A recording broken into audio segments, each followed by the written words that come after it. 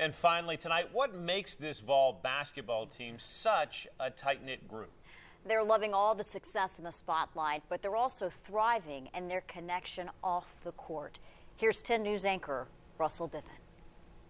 Higher and higher, higher and higher, higher and higher into the light. It is the team everyone is talking about. They're fast, fun-loving, and high-flying. But the #1 team in the country isn't focused on fame. Instead, they're fueled by faith. Our Father, who art in heaven, hallowed be thy name. And it all starts with the head coach. He's a great coach and has a great coaching staff behind him, but at the end of the day, he's a man who loves the Lord. You know, water, plant something where someone can come to know Jesus Christ. I think it's the greatest victory of all because that's the only thing that's going to sustain. You know, we're going to leave here one day.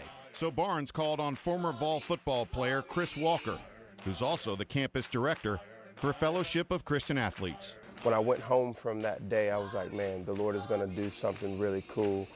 Before every game, Walker and a select few give what's called a power talk. They've not just been game-changing, but life-changing. I would like to hope that every program could have something like this. This year has been incredible spiritually because I'm seeing guys different than what they were last year. And it was only because they took their relationship with the Lord very seriously. And one talk in particular has left a special mark on the team. Some guys write it on their wrist before games. AO1 simply means audience of one. Literally, I try to get them to picture Thompson Bowling Arena with all the seats, but with one person in the stands, and that's God. And he's the only person that you are there to please and that you aim to please. Obviously, we want to give the fans a good time and win for our coaches and our staff and everybody, but really we're just playing for an audience of one. And if you take all the cheering and all the hoopla away and it's just you playing for God, it changes everything. Are you going to get the tattoo of the AO1 or get to write it on your hand or something like some of these guys? Well, you know what? I would always probably tell them I'd rather put it on my heart, you know? Amen.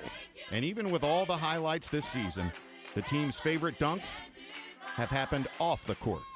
That's the first time that I've had any teammates baptized. The cooler thing was to see their team there and to see Coach Barnes there when none of those guys had to be there, but it's that important to them to celebrate their teammates getting baptized, and I thought that was one of the most beautiful things we've ever done.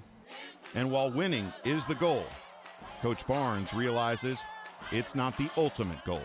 And I like to think that through what we talked, through our power talks and everything, that there are life lessons there and that those guys can carry that with them when things aren't going well. But even with all that said and done, when we walk off the court, the greatest victory that has been won is what Jesus Christ did for us. Russell Biven, 10 News. Tremendous. And their actions show on and off the court. We appreciate you watching.